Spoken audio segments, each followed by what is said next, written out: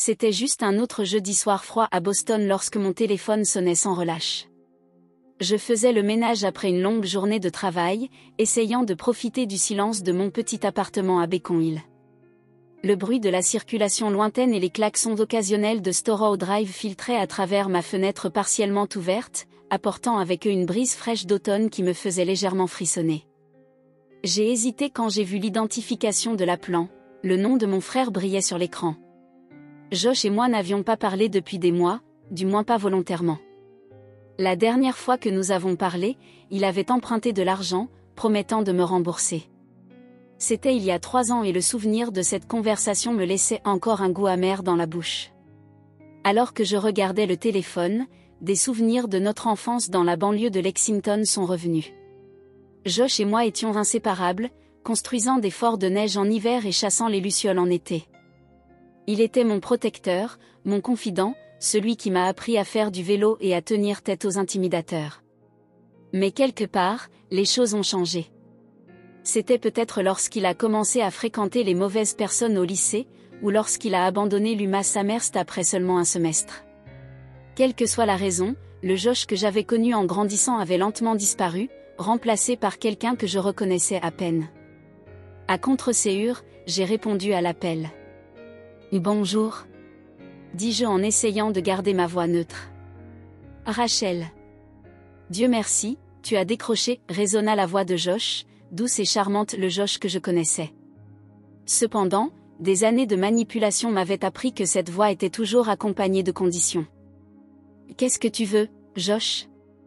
ai-je demandé en allant droit au but. Je savais qu'il ne perdait pas de temps à me demander comment j'allais, il ne l'a jamais fait. « Écoutez, je suis dans une situation un peu difficile, commença-t-il, ses mots étant précipités.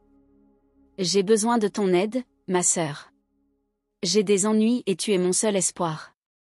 Je soupirai en me pinçant l'arête du nez. C'était un scénario familier, que j'avais trop souvent entendu auparavant. Quel genre de problème ? ai-je demandé, même si je savais que je ne devrais pas m'engager. C'est compliqué, dit Josh, sa voix baissant comme s'il avait peur que quelqu'un l'entende. Je dois de l'argent à certaines personnes, et elles ne sont pas du genre patientes, si vous voyez ce que je veux dire. Ma poitrine se serra pendant que j'écoutais. Je pourrais presque l'imaginer, faisant les 100 pas nerveusement dans un appartement miteux, regardant par-dessus son épaule toutes les quelques secondes. Une partie de moi voulait l'aider, le protéger comme il me protégeait. Mais une autre partie, celle qui avait été brûlée trop de fois, savait mieux. Combien ? ai-je demandé, ma voix à peine au-dessus d'un murmure. 5 000 $, dit-il rapidement. Je sais que c'est beaucoup, mais je jure que je te rembourserai cette fois. J'ai un travail en vue, et arrête le coupez-je, mon ton plus ferme que je ne le ressentais. J'ai déjà entendu ça, Josh. Je t'ai aidé trop de fois. Cette fois, la réponse est non. Le silence à l'autre bout du fil était plus lourd que n'importe quelle réponse. Je pouvais entendre sa respiration, rapide et superficielle, et pendant un instant, j'ai presque hésité. Mais ensuite je me suis rappelé la dernière fois que je lui avais prêté de l'argent, et la fois d'avant, et la fois d'avant. Chaque instance s'était terminée de la même manière avec des promesses non tenues et des actes de disparition. Lorsqu'il reprit la parole, sa voix était aiguë, presque venimeuse. Vous allez le regretter, cracha-t-il, et la ligne fut coupée. Je regardai mon téléphone, ma main tremblant légèrement. Il n'avait jamais eu l'air aussi déséquilibré, et je ne pouvais pas m'empêcher de penser que quelque chose de pire allait arriver. Le silence douillet de mon appartement était désormais oppressant et les ombres dans les coins semblaient s'allonger. Je me dirigeai vers la fenêtre, regardant les lumières de la ville scintiller sur la rivière Charles. Boston a toujours été mon refuge, l'endroit où je m'étais construit une vie loin du drame de ma famille. Mais maintenant, j'avais l'impression que le passé me rattrapait, menaçant de détruire tout ce pourquoi j'avais travaillé si dur. Alors que je me tenais là, perdu dans mes pensées, mon téléphone a de nouveau sonné. Pendant un instant, j'ai eu peur que ce soit Josh qui me rappelle, mais ce n'était qu'un texto de ma collègue, Sarah. Et n'oubliez pas la réunion du personnel demain à 9 h. Apportez du café si vous voulez survivre. La normalité du message m'a presque fait rire. J'étais là, confrontée à une situation potentiellement dangereuse avec mon frère, et le reste du monde continuait de se retourner. J'ai tapé une réponse rapide, reconnaissant pour la distraction. Cette nuit-là, alors que j'essayais de dormir, les mots de Josh n'arrêtaient pas de résonner dans ma tête. « Tu vas le regretter. » Que voulait-il dire ? Était-ce juste une menace vide de sens née du désespoir, ou y avait-il quelque chose de plus sinistre derrière cela ? Je me retournais et me tournais, mon esprit évoquant les pires scénarios. À un moment donné, j'ai dû m'endormir parce que je me suis réveillée au son de mon alarme, me sentant groggy et agitée. Alors que je me préparais pour le travail, j'ai essayé de repousser les pensées de Josh au fond de mon esprit. J'avais une vie à vivre, des responsabilités à assumer. Je ne pouvais pas laisser ces problèmes m'abattre à nouveau. Mais alors que je verrouillais la porte de mon appartement et me dirigeais vers l'air pur du matin, je ne pouvais pas m'empêcher de sentir que quelque chose avait fondamentalement changé. L'appel de Josh n'était pas seulement un autre appel à l'aide, c'était un tournant. Et au fond, je savais que cette histoire était loin d'être terminée. En descendant Charles Street, je me suis mêlée à la foule matinale de jeunes professionnels tenant des tasses de café, des étudiants se précipitant pour attraper le thé, des touristes déjà en train d'explorer le quartier historique. Le caractère familier de la scène était réconfortant, rappelant que la vie continue, quels que soient les drames personnels. Alors que je m'approchais de la State House, son dôme doré brillant sous le soleil du matin, j'ai pris une décision. Je ne laisserai pas les problèmes de Josh me consumer. J'avais travaillé trop dur pour construire cette vie, pour me créer une carrière stable et un foyer.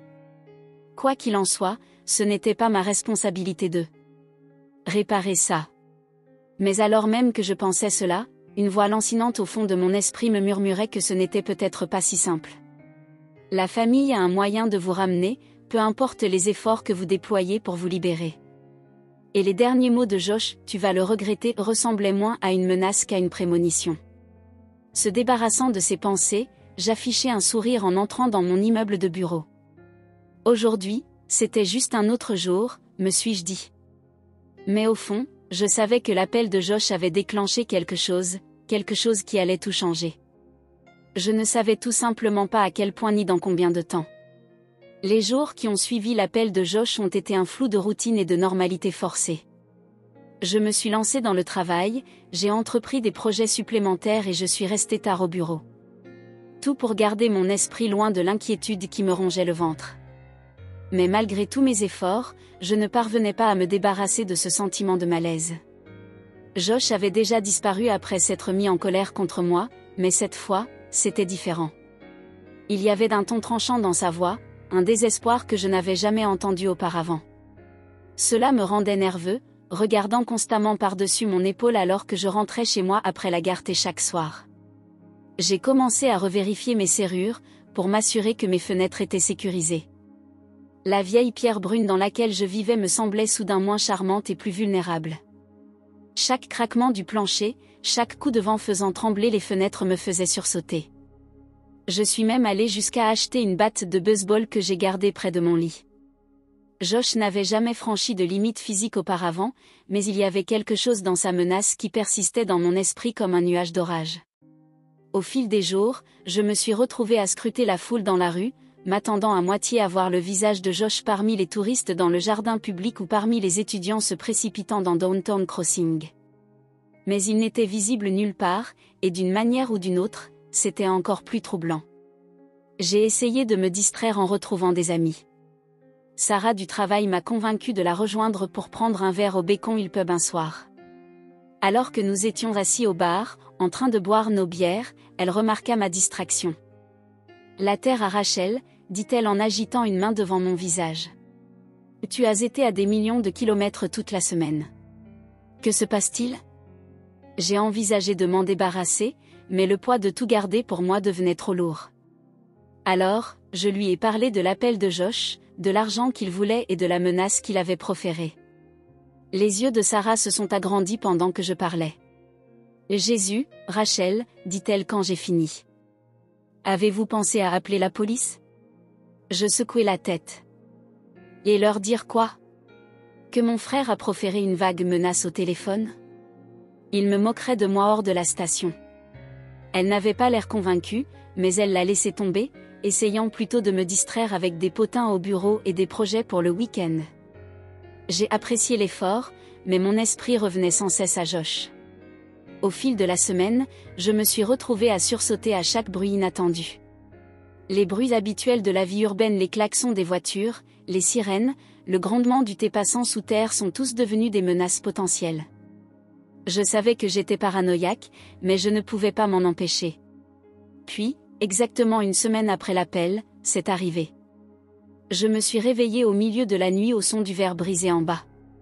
Au début, j'ai cru que je rêvais, le bruit se mêlant à la fin d'un cauchemar.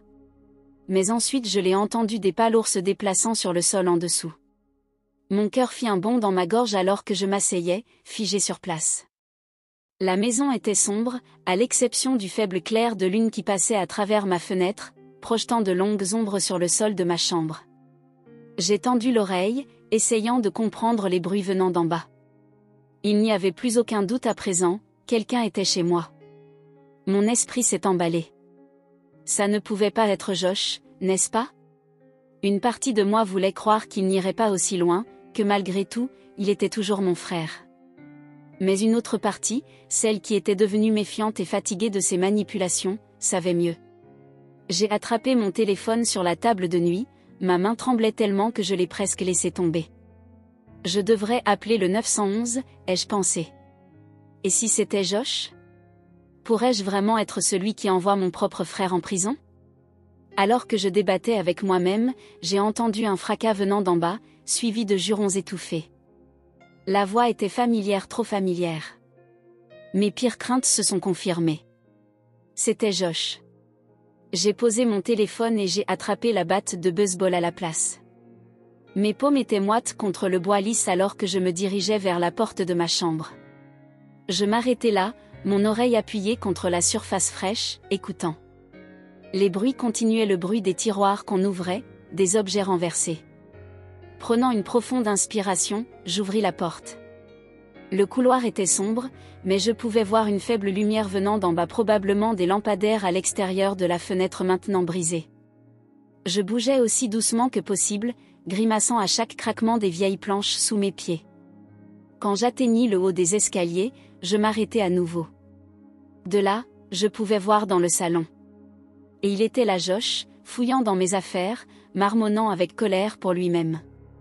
Le voir là, dans mon espace, violant le sanctuaire de ma maison, a brisé quelque chose en moi. Ce n'était pas le frère avec qui j'avais grandi, celui qui me protégeait des intimidateurs et me donnait un dessert supplémentaire lorsque nos parents ne regardaient pas. C'était un étranger, un homme désespéré prêt à franchir toutes les limites que j'avais tracées. Ses mouvements étaient irréguliers, presque frénétiques. Il tira des livres des étagères, renversa les coussins, tout en marmonnant dans sa barbe.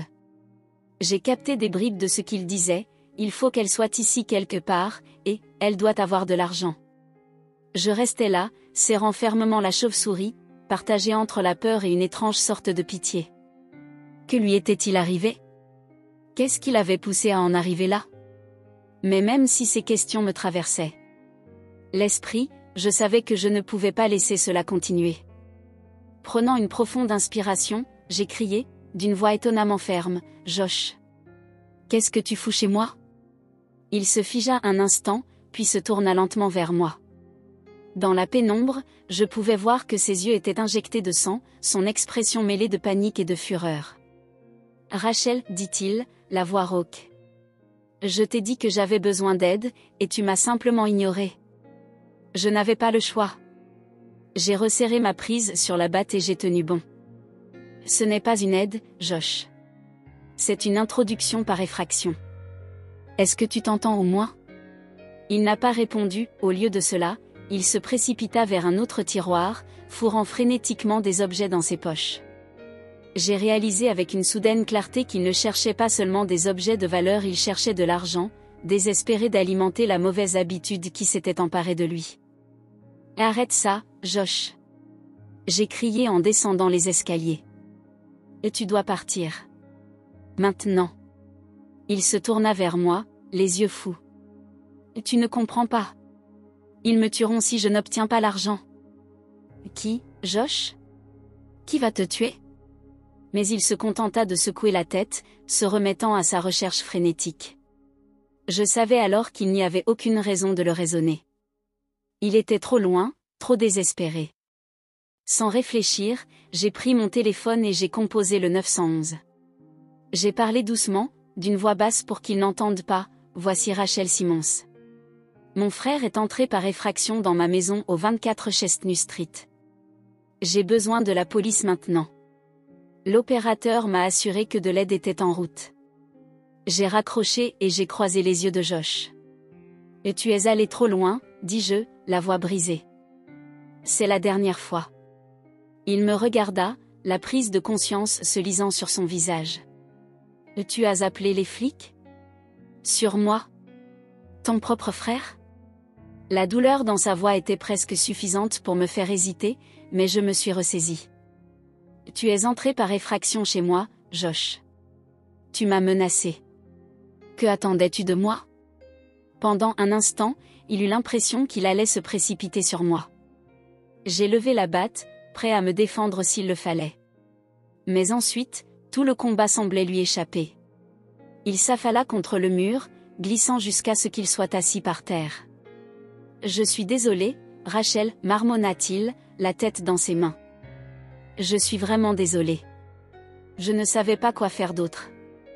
Je voulais le réconforter, lui dire que tout irait bien.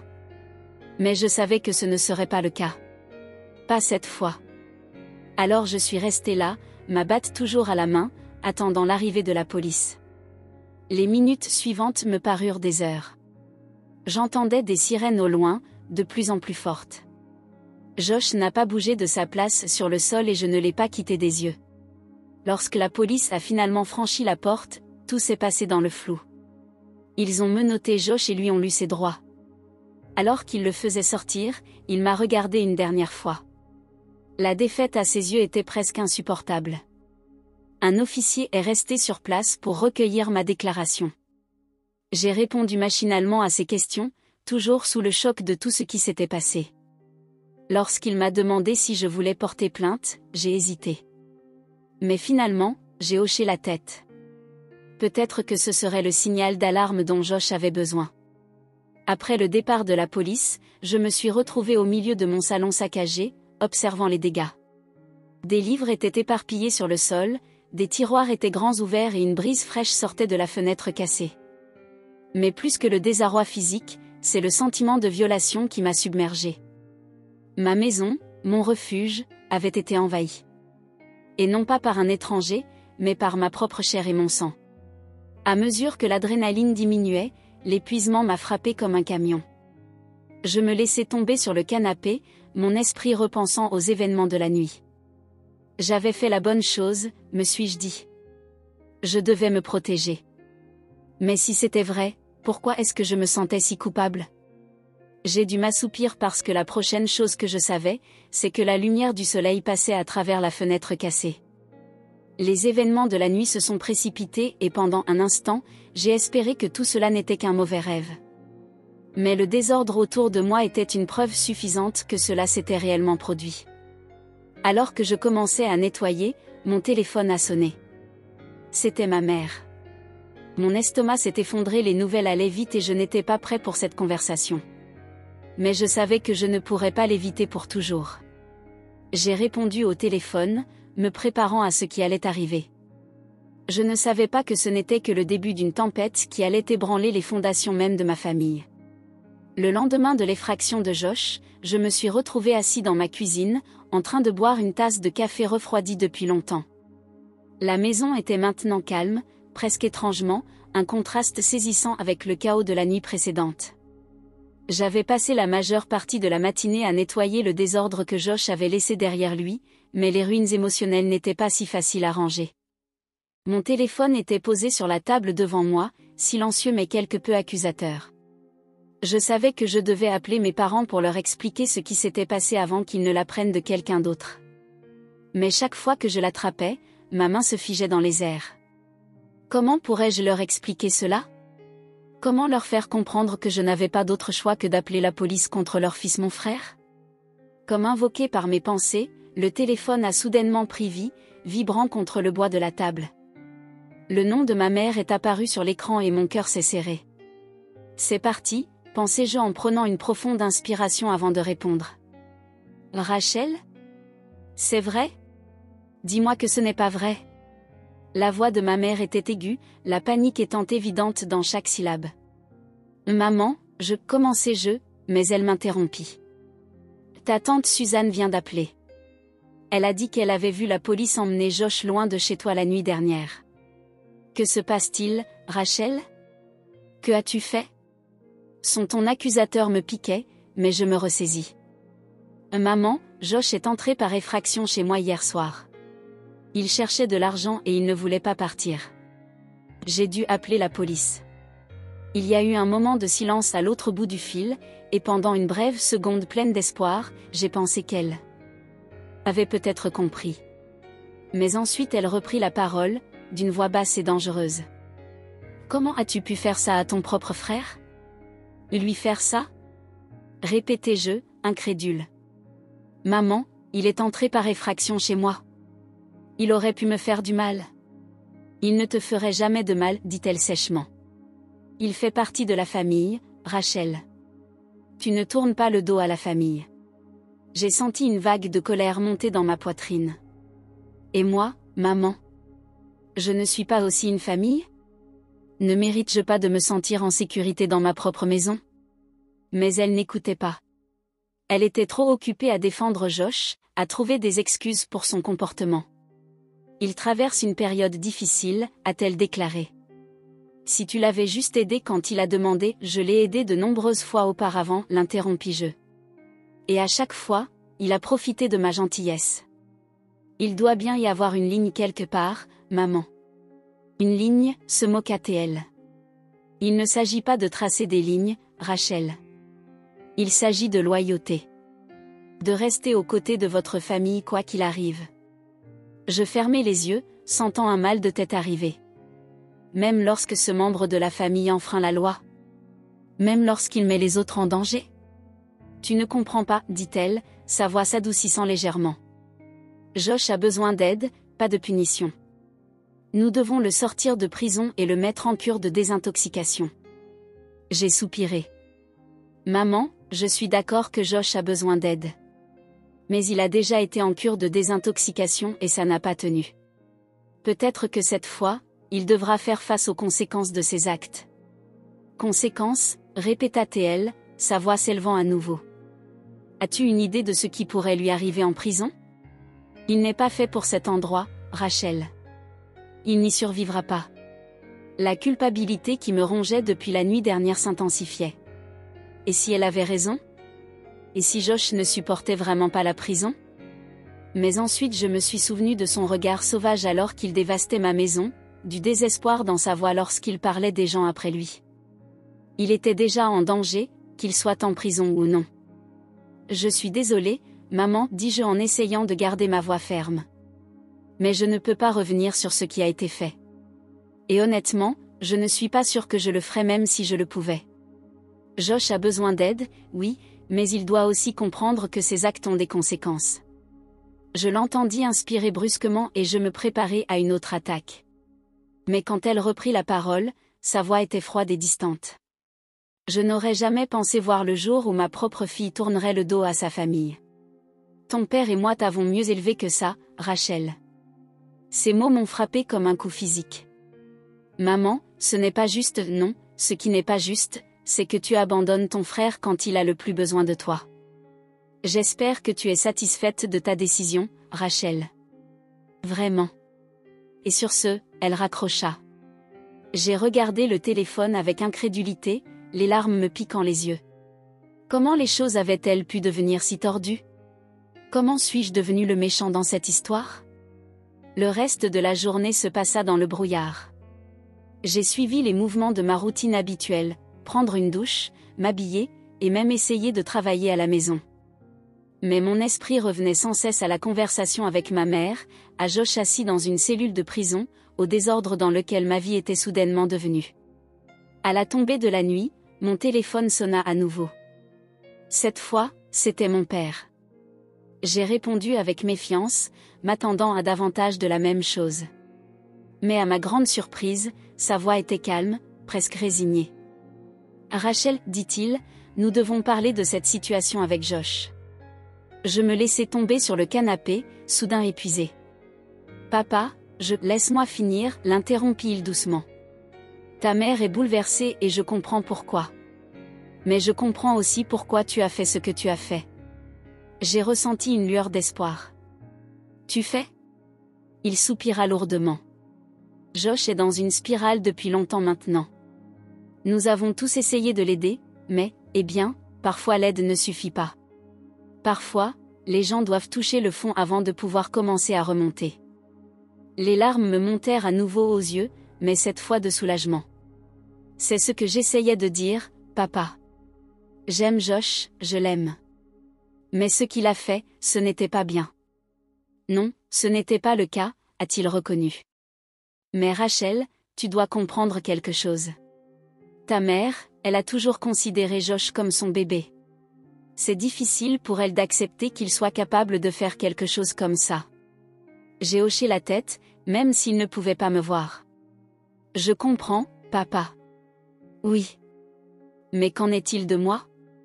Est-ce qu'elle s'en fiche que j'ai eu peur, que je me sente menacée dans ma propre maison ? Il y eut une longue pause avant qu'il ne réponde. Bien sûr qu'elle s'en soucie, Rachel. Elle vous aime tous les deux. Mais pour le moment, elle se concentre sur Josh parce qu'elle le voit comme celui qui est en danger immédiat. Donnez-lui du temps. Elle reviendra. Je voulais le croire, mais le souvenir de la voix froide de ma mère était encore frais dans mon esprit. Je ne sais pas, papa. Les choses qu'elle a dites. Je sais, dit-il doucement. Et je suis désolé pour ça. Mais s'il te plaît, ne nous abandonne pas. Ta famille. Nous trouverons une solution ensemble, d'accord ? J'ai pris une profonde inspiration, essayant de me calmer. D'accord, papa. Je vais essayer. Après avoir raccroché, je me suis assis dans l'obscurité grandissante de mon salon, pensant à tout ce qui s'était passé. Le cambriolage, l'arrestation, les conversations avec mes parents, tout cela ressemblait à un mauvais rêve. Mais c'était réel, bien trop réel, et je savais que les choses ne seraient plus jamais les mêmes. Les jours suivants furent marqués par des appels téléphoniques et des conversations difficiles. J'ai parlé avec un avocat du cas de Josh, essayant de naviguer dans le système juridique complexe. J'ai répondu aux appels de parents et d'amis inquiets, chaque conversation m'épuisant un peu plus. Et à travers tout cela, il y avait un silence assourdissant de la part de ma mère.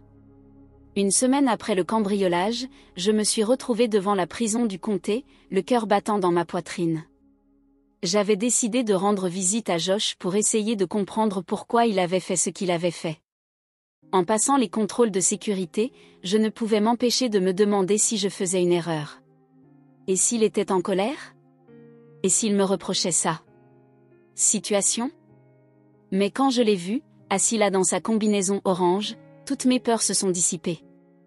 Il avait l'air petit, vulnérable, rien à voir avec l'intrus aux yeux fous qui était entré par effraction chez moi. Quand il m'a vu, ses yeux se sont remplis de larmes. « Rachel, dit-il, la voix brisée. Je suis vraiment désolé. Je suis tellement désolé. » Je me suis assis en face de lui, séparé par une épaisse vitre. « Je sais, Josh, dis-je doucement. Mais pourquoi ? Pourquoi as-tu fait ça ? » Il secoua la tête, incapable de croiser mon regard. « J'ai fait une erreur, Rach. J'ai vraiment fait une erreur. Ces gars à qui je devais de l'argent, ce ne sont pas le genre de personnes que tu veux contrarier. » J'étais désespérée. Mais entrer par effraction chez moi ? Me menacer ? Josh, ce n'est pas toi. Il leva alors la tête, les yeux rouges et désespérés. Je sais. Je ne me reconnais même plus, Rachel. J'ai besoin d'aide. J'ai senti une boule se former dans ma gorge. Ouais, c'est vrai. Et nous allons t'apporter cette aide, Josh. Mais tu dois le vouloir. Vraiment le vouloir. Il hocha vigoureusement la tête. Oui. Je le jure, Rachel. J'en ai fini avec tout ça. Les drogues, les mensonges, tout ça. Je veux juste retrouver ma vie. En l'écoutant parler, exprimer ses regrets et ses craintes, j'ai ressenti un mélange d'émotions. Soulagement qu'il semblait enfin comprendre la gravité de ses actes. J'espère que peut-être cette fois, il changerait vraiment. Mais aussi une profonde tristesse pour tout ce qui a été perdu en chemin. Lorsque notre temps fut écoulé, je me levai pour partir. Je vais parler à l'avocat, lui ai-je dit. Nous verrons comment vous inscrire dans un programme de réadaptation dans le cadre de votre détermination de peine. Mais Josh, tu dois me promettre quelque chose. N'importe quoi, dit-il rapidement. C'est ta dernière chance. Je le pense sincèrement. Si tu rechutes, si tu retournes à tes anciennes habitudes, je ne peux pas. Je ne pourrai plus t'aider. Tu comprends? Il acquiesça solennellement. Je comprends, Rachel. Je ne te décevrai pas. Pas cette fois. En sortant de prison, j'ai eu l'impression qu'un poids avait été enlevé de mes épaules. Pour la première fois depuis ce coup de téléphone fatidique, j'avais l'impression que peut-être, juste peut-être, les choses pourraient bien se passer. Mais alors que je rentrais chez moi, une nouvelle inquiétude a commencé à me ronger. J'avais tracé une ligne dans le sable avec Josh et lui avais fait comprendre que c'était sa dernière chance. Mais qu'en est-il de mes parents? Qu'en est-il de ma mère, qui semblait penser que la loyauté familiale devait primer sur tout le reste, même sur la sécurité personnelle et la loi? J'ai réalisé que j'avais une autre conversation difficile devant moi. Il était temps de fixer des limites, pas seulement avec Josh, mais avec toute ma famille. Ce ne serait pas facile, et je savais qu'il y avait une chance que cela creuse encore plus le fossé entre nous. Mais alors que je m'engageais dans mon allée, regardant la maison que Josh avait violée, je savais que c'était nécessaire. C'était ma ligne dans le sable. Soit ma famille le respecterait, soit elle devrait apprendre à vivre sans moi dans sa vie. C'était une dure réalité, mais à laquelle je savais que je devais faire face. Parce qu'en fin de compte, je devais me protéger. Même si cela signifiait me protéger des personnes que j'aimais le plus. Les jours qui ont suivi ma visite à Josh en prison ont été un tourbillon d'émotions et de conversations difficiles. J'avais espéré que voir Josh, entendre ses excuses et son engagement en faveur du changement, apporterait un sentiment de clôture. Au lieu de cela, cela semblait ouvrir une toute nouvelle série de problèmes. Le matin après ma visite, je me suis réveillée avec un déluge d'appels manqués et de SMS de mes parents. Il semblait que Josh les avait appelés juste après notre rencontre, dressant un tableau de remords et de rédemption. Même si j'étais heureux qu'il assume la responsabilité de ses actes, je ne pouvais pas m'empêcher de penser qu'il manipulait également la situation à son avantage. J'ai pris une profonde inspiration et j'ai rappelé ma mère, me préparant à une autre confrontation. À ma grande surprise, sa voix était plus douce lorsqu'elle répondit, presque pleine d'espoir. « Rachel, dit-elle, Josh nous a parlé de votre visite. Il dit qu'il est prêt à changer, à obtenir de l'aide. Nous devons parler de la façon dont nous allons gérer cela en famille. » J'ai ressenti un mélange de soulagement et d'appréhension face à ces paroles. D'un côté, j'étais heureux qu'elle semble plus ouverte à la discussion. De l'autre, j'avais peur qu'elle s'attende à ce que je pardonne et oublie simplement, et que je fasse comme si l'effraction n'avait jamais eu lieu. « Je suis content que Josh soit prêt à obtenir de l'aide, maman, dis-je prudemment. Mais nous devons être réalistes à ce sujet. Cela va être un processus long et difficile. » « Bien sûr, chérie, répondit-elle, et je pouvais entendre la patience forcée dans sa voix. Mais l'important c'est que nous restions ensemble. La famille est tout, tu sais. C'était encore une fois cet accent mis sur la loyauté familiale avant tout. J'ai pris une profonde inspiration, me préparant à ce que je savais que j'avais à dire ensuite. Maman, nous devons parler des limites, ai-je commencé. J'aime Josh et je veux soutenir son rétablissement. Mais je dois aussi me protéger. Ce qu'il a fait était grave, et il me faudra du temps pour me sentir à nouveau en sécurité avec lui. Le silence à l'autre bout du fil était assourdissant. Lorsque ma mère parla enfin, sa voix était tendue par une émotion réprimée. « Qu'est-ce que tu dis, Rachel? Que tu n'aideras pas ton propre frère? » « Ce n'est pas du tout ce que je dis, répondis-je, la frustration s'insinuant dans ma voix. Je dis que mon aide et mon soutien doivent être assortis de conditions cette fois-ci. Josh doit prouver qu'il est vraiment déterminé à changer. Conditions, répéta ma mère, comme si ce mot lui laissait un mauvais goût dans la bouche. C'est ton frère, pas un étranger venu de la rue. Il a besoin de notre amour et de notre soutien inconditionnel en ce moment. J'ai fermé les yeux, comptant jusqu'à 10 dans ma tête avant de répondre. Maman, mon amour pour Josh est inconditionnel. Mais ma confiance? Mon sentiment de sécurité? C'est chose qu'il devra regagner. La conversation est partie de là, ma mère m'accusant d'être froide et égoïste. Au moment où nous avons raccroché, je me sentais épuisée et vaincue. Il était clair qu'elle et moi avions des idées très différentes sur ce que signifiait soutenir Josh à travers cette crise. Au cours des jours suivants, la situation n'a fait que se tendre. Mon père, qui avait d'abord semblé compréhensif, commença à se ranger de plus en plus du côté de ma mère. Ils étaient unis dans la conviction que la famille devait présenter un front uni, se rallier autour de Josh sans poser de questions ni hésitation. Je me suis retrouvée de plus en plus isolée, stigmatisée comme le mouton noir qui refusait de s'aligner. Chaque conversation avec mes parents s'est transformée en dispute, chaque dîner de famille, auquel j'ai assisté par appel vidéo, est devenu un champ de bataille de commentaires passifs-agressifs et de silences chargés. Le pire, c'était la façon dont ils parlaient de Josh, comme s'il était une victime impuissante des circonstances plutôt que quelqu'un qui avait fait une série de mauvais choix. Il parlait de son rétablissement comme s'il s'agissait d'une fatalité, ignorant le fait qu'il avait déjà emprunté cette voie auparavant, retombant toujours dans ses vieilles habitudes. « Votre frère fait de tels progrès », disait ma mère lors de nos appels. Le conseiller de la prison dit qu'il s'implique vraiment dans le programme. Ne penses-tu pas qu'il est temps de lui pardonner, Rachel? À chaque fois, j'essayais d'expliquer que le pardon n'était pas le problème. Que je pouvais pardonner à Josh tout en maintenant des limites saines. Mais mes paroles semblaient tomber dans l'oreille d'un sourd. La situation a atteint son paroxysme environ 2 semaines après l'arrestation de Josh. J'avais travaillé tard, essayant de rattraper tout le travail que j'avais pris en retard à cause du drame familial. Quand j'ai finalement vérifié mon téléphone, j'ai vu que j'avais 3 appels manqués de mon père. Craignant que quelque chose ne soit arrivé à Josh, j'ai immédiatement rappelé. Mon père a répondu à la première sonnerie, la voix tendue par une colère à peine contenue. « Rachel, dit-il, nous devons parler de ton attitude envers cette famille. » J'ai senti mon estomac se serrer. « Papa, que se passe-t-il ? » « Ta mère et moi avons été patients, a-t-il poursuivi, ignorant ma question. « Nous avons essayé de comprendre votre point de vue. Mais votre refus persistant de soutenir Josh de manière inconditionnelle déchire cette famille. » Je ne pouvais pas croire ce que j'entendais.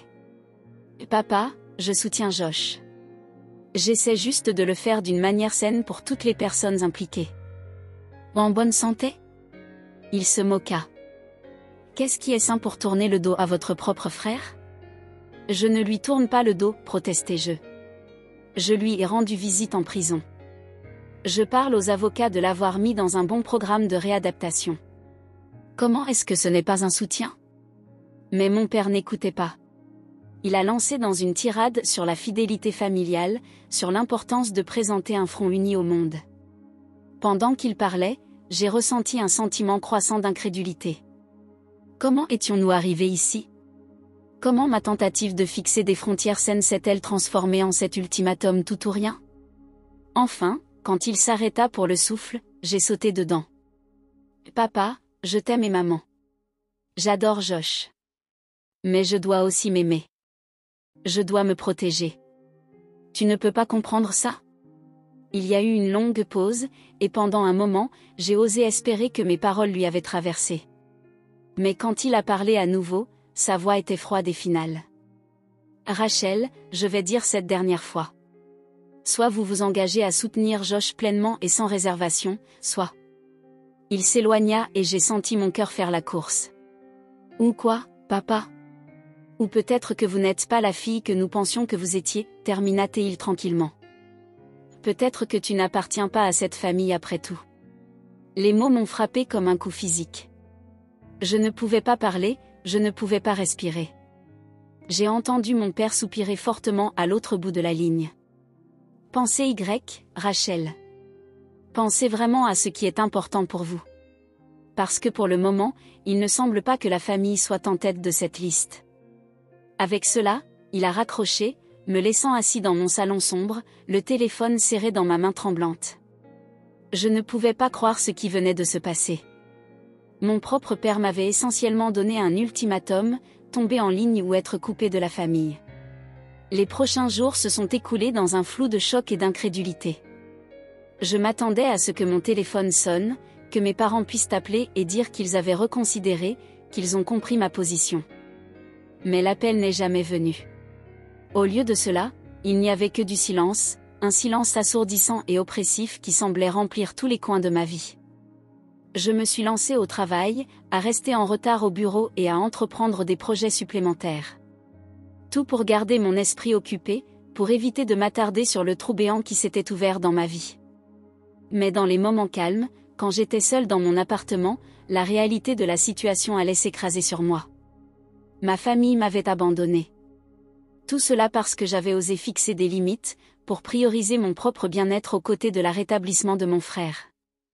L'injustice de tout cela m'a rendu alternativement furieux et découragé. Une semaine après l'ultimatum de mon père, j'ai reçu une lettre de Josh. Mes mains tremblaient en l'ouvrant, à moitié affrais de ce que je pourrais trouver à l'intérieur. À ma grande surprise, la lettre était réfléchie et introspective. Josh a écrit sur ses difficultés avec la dépendance, sur les erreurs qu'il avait commises et les gens qu'il avait blessés. Il a exprimé des remords pour avoir pénétré par effraction dans ma maison et pour la tension qu'elle avait exercée sur notre relation. Mais vers la fin de la lettre, il y a eu un changement de ton. Josh a écrit à quel point nos parents avaient été favorables, comment leur foi inébranlable en lui donnait de la force. Et puis, presque avec désinvolture, il a ajouté « Je souhaite juste que vous puissiez être aussi compréhensifs que maman et papa, Rachel. » Ils m'ont montré à quoi ressemble la vraie fidélité à la famille. J'ai senti mon cœur couler en lisant ces mots. Il était clair que nos parents avaient parlé à Josh, me peinant comme le méchant de cette histoire. Je me demandais s'ils lui avaient parlé de l'ultimatum qu'il m'avait donné, ou s'ils le laissaient simplement croire que j'étais celui qui s'éloignait de la famille. Alors que j'étais assis là, la lettre de Josh entre mes mains, j'ai ressenti une vague de colère contrairement à tout ce que j'avais vécu auparavant. Colère contre Josh pour sa manipulation, à mes parents pour leur loyauté aveugle, et à moi-même. Pour finir en quelque sorte le méchant de tout ce gâchis. À ce moment-là, j'ai pris une décision. Je ne jouerai plus à ce jeu. Je ne me laisserai pas manipuler ou coupable d'ignorer mes propres besoins et limites. Si ma famille ne pouvait pas m'accepter comme moi, soutenue mais avec des limites saines, alors peut-être qu'il valait mieux s'éloigner, du moins pour l'instant. En serrant la main, j'ai pris mon téléphone et composé un message à mes parents. Je t'aime tous les deux, et j'aime Josh. Mais je ne peux pas être la fille ou la sœur que tu veux que je sois maintenant. J'ai besoin de temps et d'espace pour traiter tout ce qui s'est passé. Veuillez respecter cela. Si et quand tu es prêt à avoir une conversation honnête sur la dynamique familiale saine, je serai là. Comprenez pourquoi j'ai dû faire cela. J'ai frappé Sand avant que je puisse me déranger, puis j'ai éteint mon téléphone. Le silence dans mon appartement était différent maintenant, moins oppressif, plus comme le calme après une tempête. Je savais que la route à venir ne serait pas facile. Je devrais apprendre à naviguer dans la vie sans le système de soutien familial que j'avais toujours pris pour acquis. Mais en regardant autour de moi vers la maison, j'avais construit pour moi, la carrière pour laquelle je travaillais dur, j'ai ressenti une lueur d'espoir. C'était ma vie, selon mes conditions. Et pour la première fois depuis des semaines, j'avais l'impression de pouvoir respirer à nouveau. 3 jours après avoir envoyé ce message à mes parents, je m'adaptais toujours au silence. Plus d'appels téléphoniques quotidiens, plus de chats de groupes familiaux faisant exploser mon téléphone. C'était étrange, presque troublant, mais aussi étrangement libérateur. Je me suis lancée au travail, reconnaissant pour la distraction qu'il a fournie. C'était un mercredi après-midi lorsque mon téléphone a sonné, affichant un numéro inconnu. Normalement, j'aurais peut-être laissé aller à la messagerie vocale, mais quelque chose m'a fait répondre. « Bonjour », dis-je, essayant de garder la méfiance hors de ma voix. « Est-ce Rachel Simmons ?» demanda une voix masculine. C'était inconnu, professionnel, avec un bord d'autorité qui m'a fait m'asseoir plus droit. « Oui, c'est elle. » « Qui appelle ?» « C'est l'agent Larkin avec le FBI. » Nous devons vous parler concernant votre frère, Josh Simmons. Êtes-vous disponible pour vous rencontrer cet après-midi? Mon cœur a sauté un battement. Le FBI? Dans quoi Josh s'était-il fait? Oui, je peux me rencontrer. De quoi s'agit-il? Je préférerais en discuter en personne, Madame Simmons. Pouvez-vous venir à notre bureau de terrain de Boston à 15 heures? J'ai accepté, mon esprit courir. Dès que j'ai raccroché, j'ai senti une vague de panique me laver. Josh était-il plus en difficulté? Étais-je en difficulté pour avoir appelé la police sur lui? J'ai essayé de me calmer, me rappelant que je n'avais rien fait de mal. Pourtant, en rassemblant mes affaires et en quittant le bureau tôt, je ne pouvais pas secouer le sentiment que mon monde était sur le point d'être retourné à l'envers. Le bureau de terrain du FBI était un immeuble imposant à Chelsea, entièrement en verre et en acier. J'ai donné mon nom à la réception et j'ai été escorté vers une petite salle de conférence. L'agent Larkin était déjà là, avec un autre agent qui s'est présenté comme l'agent Cooper. Madame Simmons, merci d'être venue dans un si court délai, a déclaré l'agent Larkin, me faisant signe de m'asseoir. Nous comprenons que cela doit être déroutant et peut-être un peu effrayant, mais je vous assure que vous n'êtes pas en difficulté. J'ai hoché la tête, ne me faisant pas confiance pour parler pour l'instant. L'agent Cooper se pencha en avant, son expression sérieuse. Madame Simmons, nous sommes ici parce que le nom de votre frère est venu dans une enquête plus importante que nous avons menée. Une enquête impliquant une fraude, un trafic de drogue et un crime organisé. J'ai senti le sang s'écouler de mon visage. Quoi? Non, il doit y avoir une erreur. Josh a eu ses problèmes, mais il ne le ferait pas. J'ai peur que ce ne soit pas une erreur, a déclaré l'agent Larkin doucement. La récente arrestation de votre frère pour avoir pénétré dans votre maison l'a porté à notre attention, mais nous avons depuis découvert que son implication va beaucoup plus loin que nous ne le pensions initialement. Au cours de l'heure suivante, les agents ont présenté une affaire qui semblait impossible à croire. Selon leur enquête, Josh travaillait comme courrier de bas niveau pour un réseau de trafic de drogue depuis l'année dernière. L'argent qu'il devait, les gens dont il avait peur, tout était lié à cette organisation criminelle. Mais pourquoi tu me dis tout ça? Ai-je demandé, ma tête tournant avec les informations. L'agent Cooper a échangé un coup d'œil avec son partenaire avant de répondre. Parce que nous pensons que vous pourriez être en mesure de nous aider, Madame Simmons. Votre frère vous fait confiance. Si vous deviez lui rendre visite, lui parler. Je me suis levée si rapidement que ma chaise a presque renversé.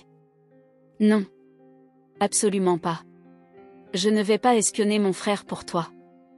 Madame Simmons, veuillez comprendre, dit l'agent Larkin, sa voix calme. Votre frère est en danger sérieusement. Les gens avec lesquels il est impliqué, ils ne prennent pas gentiment les erreurs.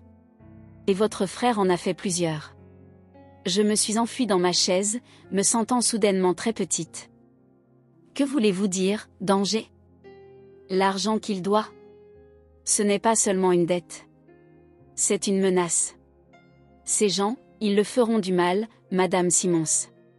Ou pire. Je me sentais malade à l'estomac. Malgré tout ce qui s'était passé, l'idée que Josh soit dans un vrai danger physique était insupportable. Quoi? Que veux-tu que je fasse? Les agents ont expliqué leur plan. Ils voulaient que je visite Josh, d'essayer de le faire s'ouvrir sur son implication avec le cycle de la drogue.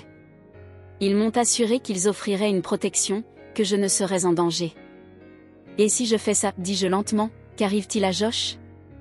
S'il coopère, s'il nous donne des informations qui aident à faire tomber les plus grands joueurs, nous pouvons lui offrir un accord, a déclaré l'agent Cooper. Réduit des accusations, peut-être même la protection des témoins. Je me suis assis là pendant un long moment, pesant mes options. D'une part, l'idée de trahir la confiance de Josh, de l'espionner essentiellement, m'a fait me sentir malade. D'un autre côté, si ce que les agents disaient était vrai, ce pourrait être la seule chance de Josh de sortir de ce gâchis vivant. J'ai besoin de temps pour y penser, ai-je finalement dit. Les agents ont hoché la tête avec compréhension. Et bien sûr, a déclaré l'agent Larkin. Mais s'il vous plaît, Madame Simmons, ne prenez pas trop de temps. Le temps n'est pas de notre côté ici. En quittant le bureau du FBI, mon esprit était sous le choc. J'ai marché sans but dans les rues de Boston, remarquant à peine où j'allais. Comment les choses étaient-elles devenues si compliquées? Il y a quelques semaines, ma plus grande inquiétude a été de faire face à Josh de l'argent qu'il me devait.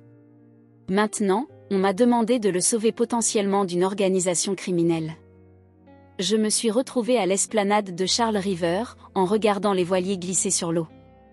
La tranquillité de la scène était un contraste frappant avec la tourmente dans mon esprit. J'ai pensé à Josh, à notre enfance, aux frères que je connaissais. Comment s'était-il mélangé à quelque chose comme ça? Alors que le soleil commençait à se coucher, jetant une lueur dorée sur la rivière, j'ai pris ma décision. Je ne pouvais pas tourner le dos à Josh, pas quand il était réel en danger. Quoi qu'il ait fait, il était toujours mon frère. Et s'il y avait une chance que je puisse l'aider, je devais essayer. J'ai sorti mon téléphone et j'ai appelé l'agent Larkin. « Je vais le faire », dis-je quand il a répondu. « Je vais parler à Josh.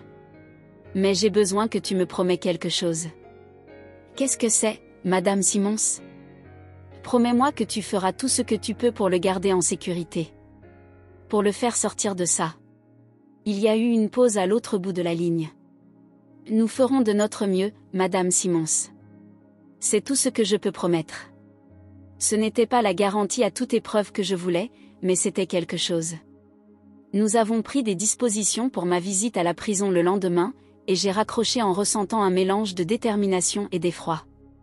Cette nuit-là, alors que je m'étais et me retournais dans mon lit, incapable de dormir, j'ai pensé à mes parents. Dois-je leur dire ce qui se passait?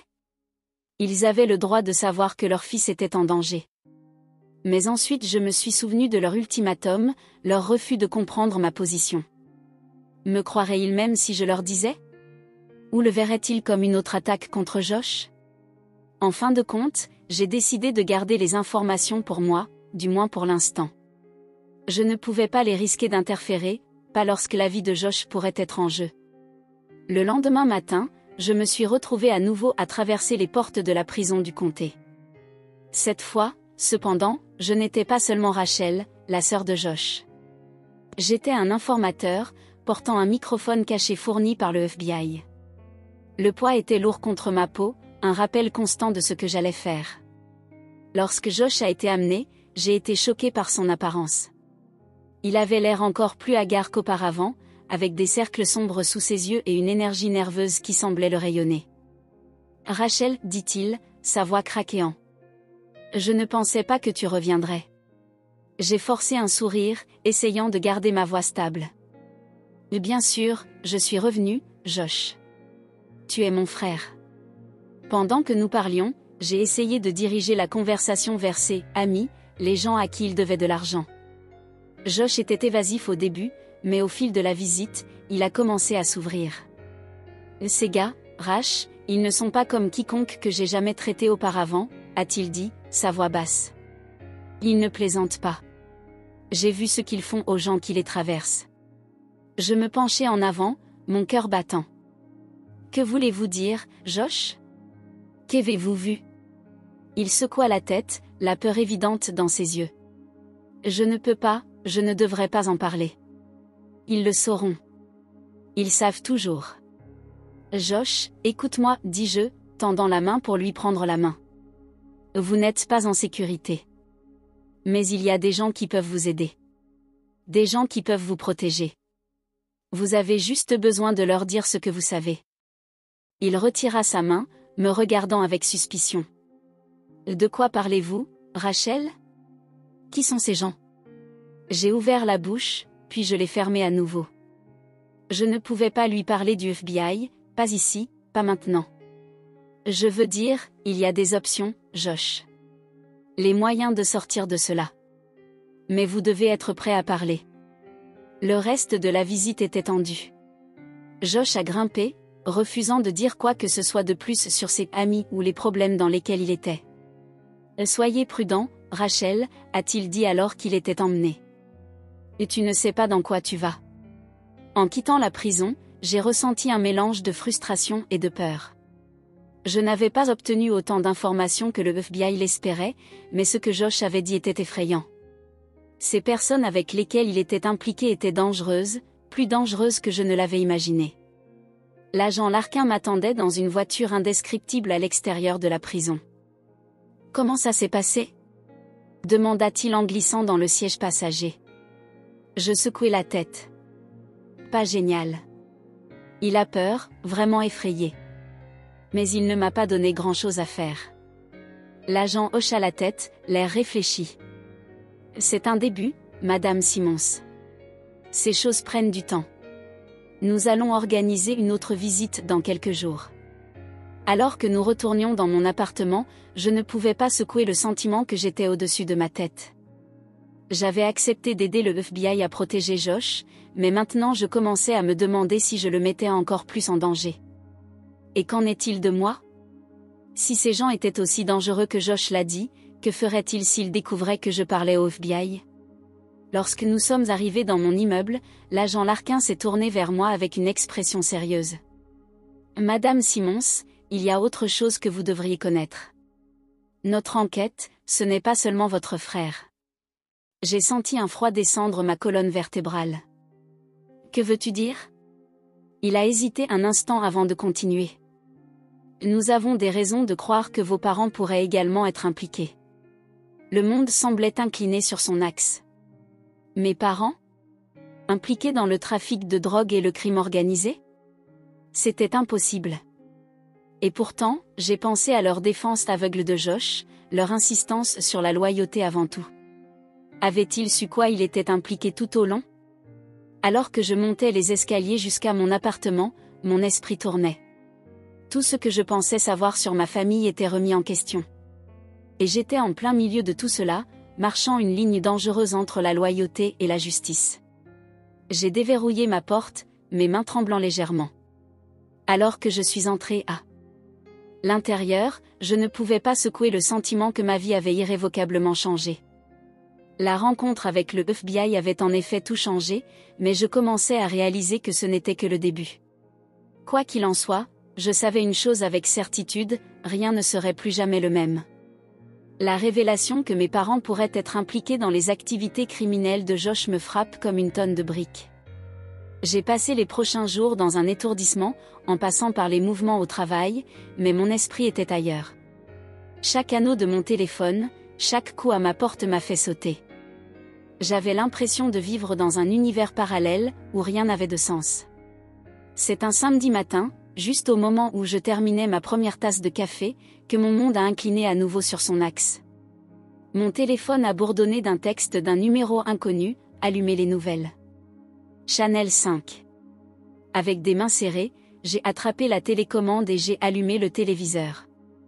Le titre fait défiler en bas de l'écran a fait arrêter mon cœur. Major Drug Bush dans les banlieues de Boston, les propriétaires d'entreprises locaux arrêtés.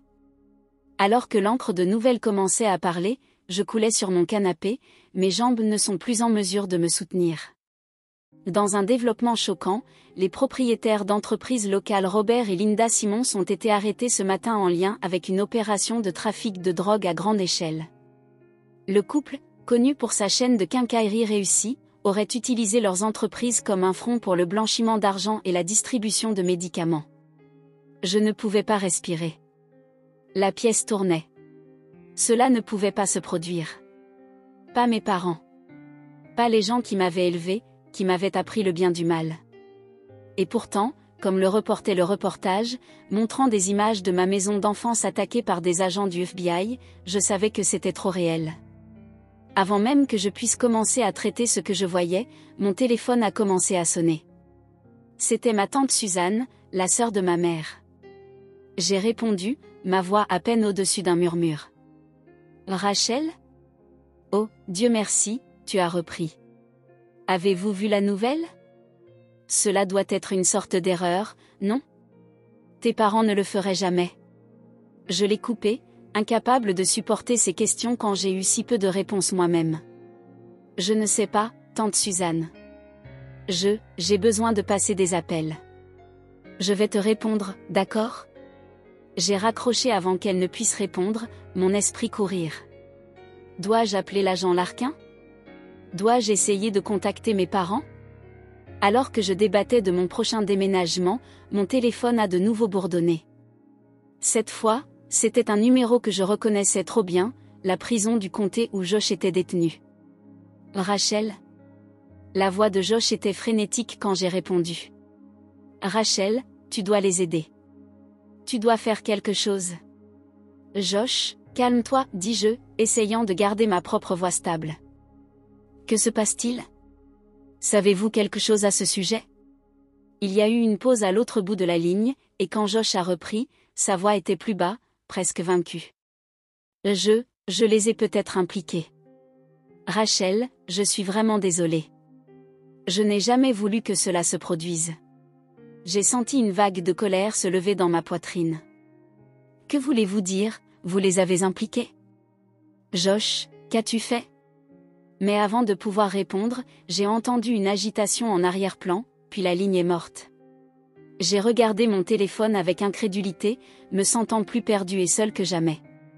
Le reste de la journée est passé dans un flou d'appels téléphoniques et de reportages. Les membres de la famille élargie à qui je n'avais pas parlé depuis des années voulaient soudainement savoir si j'avais des informations intérieures. Des amis ont envoyé un texto à leur soutien, sans savoir quoi dire mais voulant tendre la main. À travers tout cela, je suis restée dans un état de choc, incapable de saisir pleinement la réalité de ce qui se passait. Ce n'est que tard dans la soirée que j'ai finalement entendu parler de mes parents.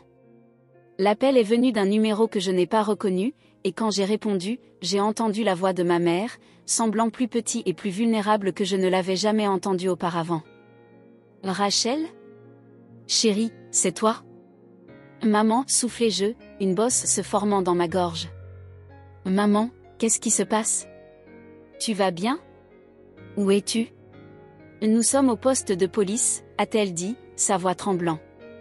Il nous laisse passer un appel téléphonique avant de nous traiter. J'ai fermé les yeux, combattant les larmes. Maman, la nouvelle, est-ce vrai? Étiez-vous et papa vraiment impliqués dans tout ça? Il y a eu une longue pause, et je pouvais entendre la respiration en lambeaux de ma mère. Quand elle a repris la parole, ces paroles sont sorties. Rachel, tu dois comprendre. Nous n'avons jamais voulu dire que les choses allaient aussi loin. Nous essayions juste d'aider Josh au début, pour le retirer des ennuis. Mais ensuite, les choses sont devenues incontrôlables. J'avais l'impression d'avoir été frappée dans l'intestin. C'est donc vrai, murmurai-je. Rachel, s'il vous plaît, la voix de ma mère a pris un bord désespéré. Nous avons besoin de votre aide. Vous devez nous trouver un bon avocat. Votre père et moi, nous ne pouvons pas aller en prison. Nous ne pouvons tout simplement pas. Et juste comme ça, la mendicité a commencé. Ma mère, qui avait toujours été si forte, si sûre d'elle-même, me suppliait, sa voix se brise en demandant mon aide. Ce fut une inversion complète des rôles d'il y a quelques semaines à peine quand ils avaient demandé que je soutienne Josh inconditionnellement. Je ne sais pas si je peux aider, maman, dis-je, ma propre voix à peine reconnaissable à mes oreilles.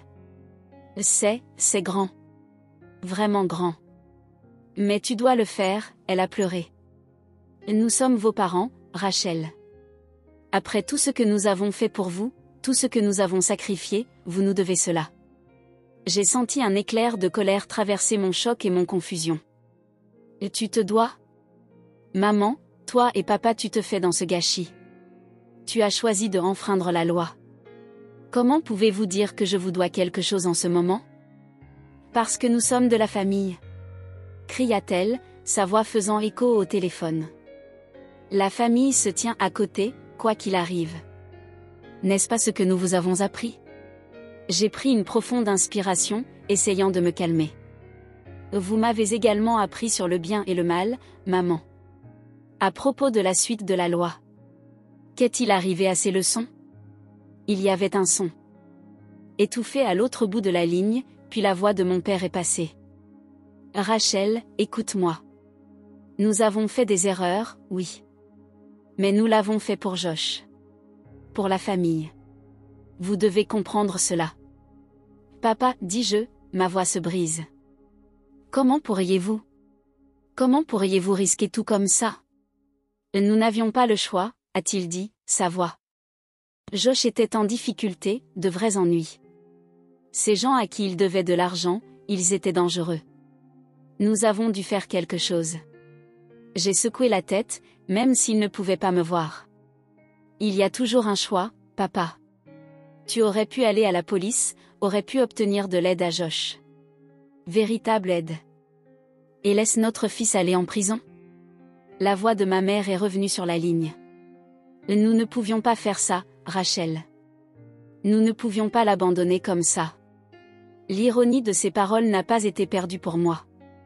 Il y a quelques semaines à peine, ils étaient prêts à m'abandonner pour ne pas soutenir Josh inconditionnellement.